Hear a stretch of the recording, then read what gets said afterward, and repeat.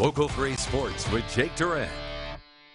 A new film called Linked to Legends, Packer Teams That Played the UP, takes a deep dive into the humble beginnings of the Green Bay Packers.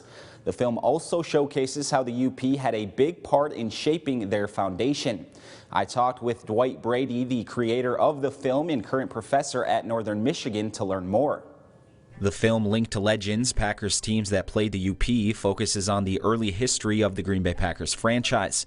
It also shines the light on the strong connection between the Packers and the Upper Peninsula. And it's about firsts. I mean, the first team that the Packers ever played was from the UP, and the first road trip was against a team here from the UP, and again, just so many unique links to these legends in Green Bay. So that's the one angle on it. And the other theme that kind of runs through this documentary is just the theme of perseverance. I mean, there were so many times in the Packers team history that franchise could have been vanquished, but they're still here. And what a great history it is and great stories to tell.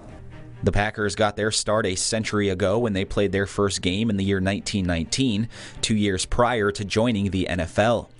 Instead of going up against the Chicago Bears, Minnesota Vikings, or Detroit Lions, they were playing teams who were a part of a semi-pro UP league. Menominee was that first team the Packers ever played, and then you move on up to Iron Mountain, and then of course Iron County had the Stambo All-Stars, and then over on the west end you had a very, very good team in the Ironwood Legion team, and Bessemer was a very good team. And of course you have the Ishpeming and Negaunee All-Stars here in Marquette County. The UP town teams the Packers played against had rosters filled with blue-collared UP residents.